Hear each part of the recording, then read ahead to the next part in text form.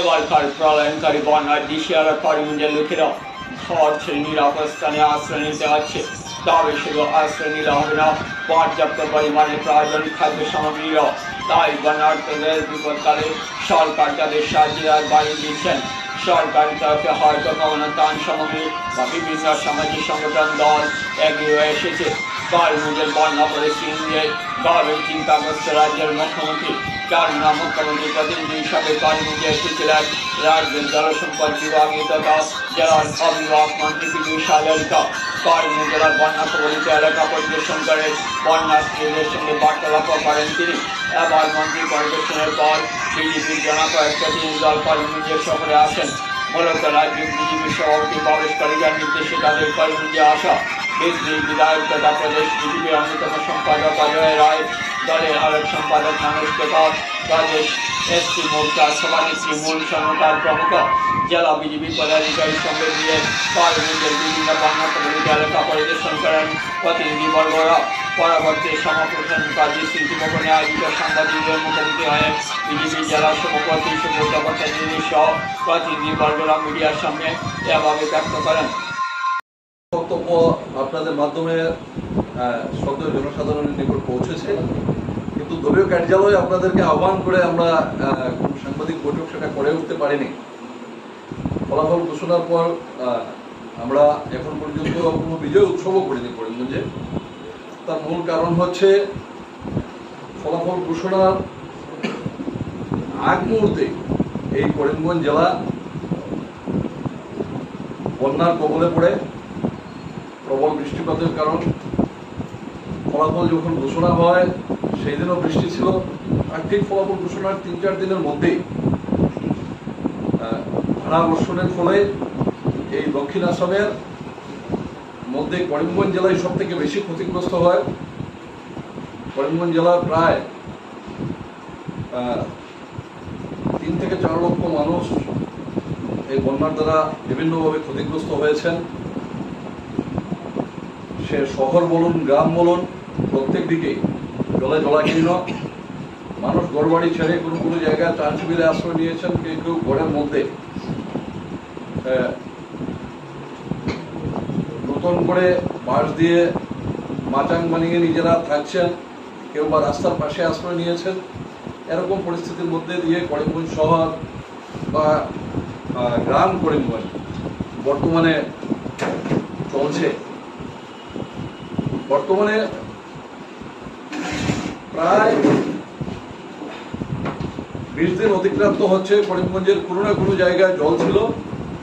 আর এখন পর্যন্ত বৃষ্টিপাত কিছুটা কম হয়েছে, কিন্তু এখনো করিমগঞ্জ জেলার প্রায় 50% ভূমি জলের নিচে আছে। আর এই পরিস্থিতিতে বর্তমান ভারতীয় জনতা পার্টি নেতৃত্বাধীন আসাম সরকার প্রত্যেকটি পদক্ষেপে করিমগঞ্জ জেলার এই বন্যা কবলিত মানুষের খবরাখবর রাখছে। মাননীয় মুখ্যমন্ত্রী মহোদয়, জেলা আয়ুক্ত মহোদয়ের সঙ্গে প্রতিনিয়ত যোগাযোগ রাখছেন। করিমগঞ্জের বন্যা কবলিত মানুষ যাতে অন্ততপক্ষে বর্তমান সময়ে ন্যূনতমভাবে হলেও যাতে ত্রাণের দিক থেকে অসুবিধা না হয় সেই নির্দেশ আয়ুক্ত মহোদয়কে দিয়েছেন এবং প্রতিনিয়ত খবর রাখছেন। আমরা দেখেছি ইতিমধ্যে করিমগঞ্জ জেলার যিনি অভিভাবক মন্ত্রী আছেন, আসাম সরকারের বরিষ্ঠ মন্ত্রী শ্রী পীযূষ হাজারিকা মহোদয় করিমগঞ্জে এসে গিয়েছেন।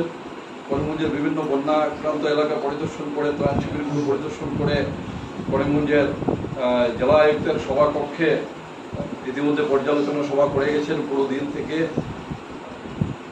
আর আজ থেকে 2-3 দিন পূর্বে ভারতীয় জনতা পার্টি করিমগঞ্জ জেলা কমিটির কাছে নির্দেশ আসে আমাদের শ্রদ্ধেয় প্রদেশ সভাপতি মাননীয় শ্রী ভবেশ কলিতা মহোদয় দলীয়ভাবে সম্পূর্ণ সাংগঠনিক দিক থেকে সংগঠনের প্রদেশ স্তরের 3 বরিষ্ঠ কর্মকর্তা করিমগঞ্জে আসবেন।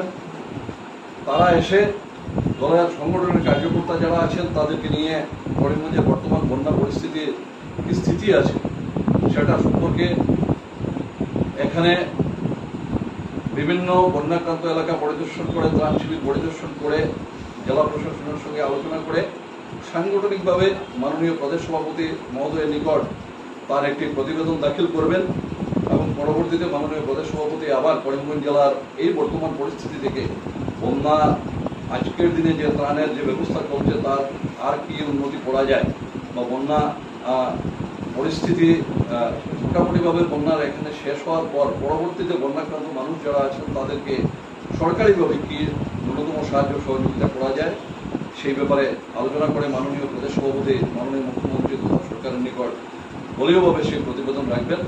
আর এই বিষয়কে কেন্দ্র করে আজ সকালবেলা ভারতীয় জনতা পার্টির মাননীয় প্রদেশ সভাপতি শ্রদ্ধেয় ভবেশ কলিতা মহোদয়ের প্রতিনিধি হিসাবে করিমগঞ্জে এসে পৌঁছান বর্তমান আসাম বিধানসভার সম্মানীয় সদস্য ভারতীয় জনতা পার্টির প্রদেশ কমিটির মাননীয় সম্পাদক বিজনি বিধানসভার সম্মানীয় বিধায়ক শ্রী অজয় রায় মহোদয়।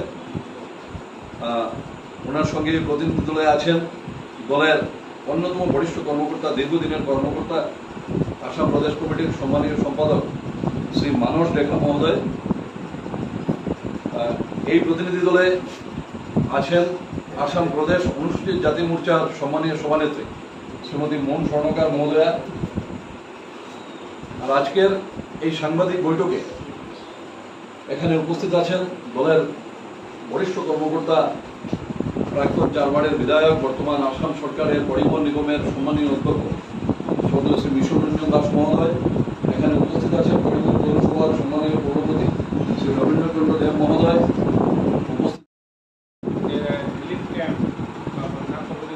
গ্রাম এগুলা পরিদর্শন করে রিপোর্ট জমা দেওয়ার জন্য একটি দল পাঠিয়েছেন।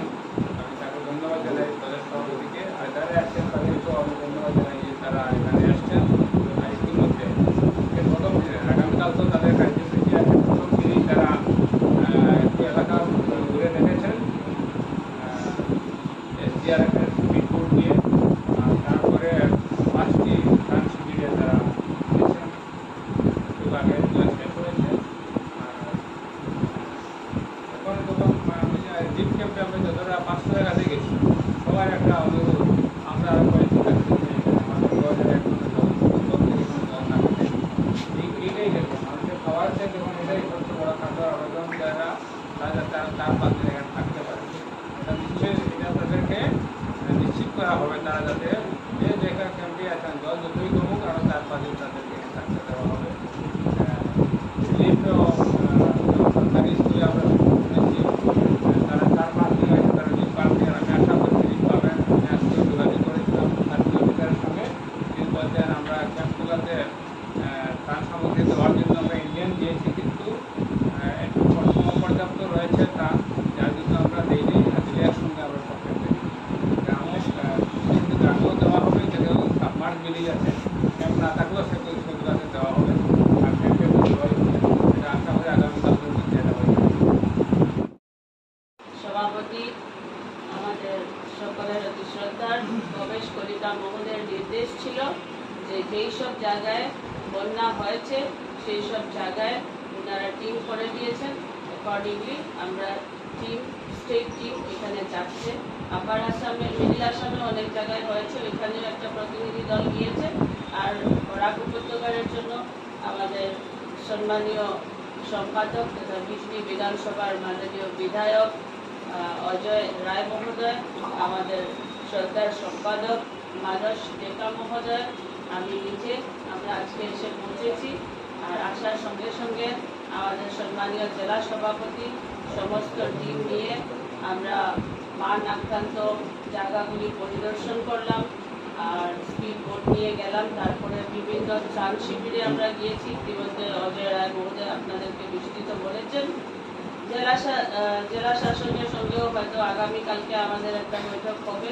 তবে ভারতীয় জনতা পার্টি করিমগঞ্জ জেলার প্রত্যেকজন কার্যকর্তা প্রত্যেকেই মাননীয় জেলা সভাপতিকে সবসময় দেখা গিয়েছে যে উনি নৌকা করে প্রত্যেক দিন গিয়েছেন, প্রত্যেক দিন ওনার টিম নিয়ে যেখানে সুবিধা হয়েছে এখানে গিয়ে উনি ত্রাণ সামগ্রী বিতরণ করেছেন নিজের টিম নিয়ে।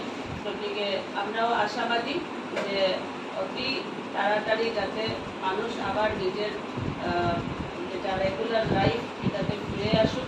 আর ভারতীয় জনতা পার্টির প্রত্যেক কার্যকর্তার যেটা দায়িত্ব, এটা দায়িত্ব আমাদের কার্যকর্তারা করিমগঞ্জে পালন করে রাজ্যিক সভাপতির নির্দেশ এটার জন্যই ছিল যে এখানে যেগুলি সমস্যা রয়েছে, যদি কোনো জায়গায় কোনো ত্রুটি থেকে যায়, কোনো অসুবিধা, কোনো সমস্যা থাকে, তাহলে জেলা সভাপতি মহোদয় থেকে জেলা শাসকের সঙ্গে বসে আমরা যাতে এই সমস্যাগুলি বুঝে মাননীয় রাজ্যিক সভাপতির কাছে প্রেরণ করব। আর তারপরে রাজ্যিক সভাপতি মহোদয় মাননীয় মুখ্যমন্ত্রীর সঙ্গে ডিসকাস করে যেই সমস্যা রয়েছে এই সমস্যার ইমিডিয়েট যাতে সমাধান হয় তার ব্যবস্থা নেবে। তাই আমরা আজকে সবাই আসলাম আর এসে এই বিষয়গুলি বুঝলাম। আগে জেলা সভাপতি আমাদেরকে যেভাবে বলবেন সেভাবে আমরা আগামীকালকে আমাদের রিপোর্ট প্রস্তুত করব। যে আজকে প্রেস মিট, তার মূলত উদ্দেশ্য হয়েছে আমরা আসাম প্রদেশ ভারতীয় জনতা পার্টির সভাপতির নির্দেশ মর্মে আজকে সকালে আমরা করিমগঞ্জ জেলায় পৌঁছেছি। তাই আপনাদেরকে এখানে আমরা একটা বার্তা দেওয়ার জন্যে এখানে বসেছি। আর সেখানে উপস্থিত রয়েছে আমাদের করিমগঞ্জ জেলার জেলা সভাপতি আমাদের ভট্টাচার্য মহাশয়, আমাদের এখানে উপস্থিত রয়েছে এসটিসি চেয়ারম্যান, জেলার প্রত্যেকজন কার্যকর্তায় এসেছেন, আমাদের সঙ্গে সাথ দিয়েছেন। খুব দুঃখের সহিত বলতে চাইছি যে প্রকৃতির সঙ্গে হয়তো কারো পক্ষে পারাটা সম্ভব নয়, তবুও আমাদের সরকার যথেষ্ট চেষ্টা করেছেন। আমাদের মুখ্যমন্ত্রী মহাশয়, তারপর আমাদের পার্টির জেলা সভাপতি এবং যারা কার্যকর্তা রয়েছেন তারা গত প্রায় 15-20 দিন থেকে তাদের সঙ্গে তাদের পাশে রয়েছেন। আমাদের আসাম প্রদেশের সভাপতি ভবেশ কলিতা মহাশয় যখন জানতে পারেন তখন আমাদেরকে একটা প্রতিনিধি দল হিসাবে আমাদেরকে এখানে পাঠিয়েছেন। সেই সূত্রে আজকে আমরা প্রায় SDRF এর বাহিনী ছিল, তাদেরকে নিয়ে বিভিন্ন গ্রামে আমরা ঘুরেছি। বিভিন্ন জায়গায় এখনো অনেকটাই রয়েছে, সেই গ্রামগুলোতে আমরা ঘুরেছি।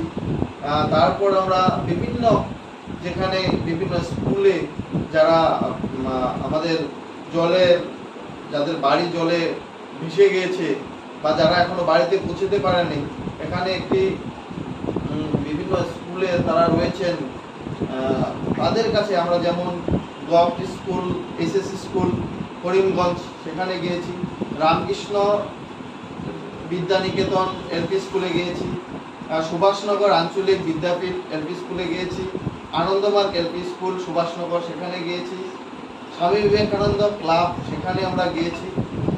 অনেকটা আমরা ইতিমধ্যে 5টা রিলিফ ক্যাম্প আমরা ভ্রমণ করেছি।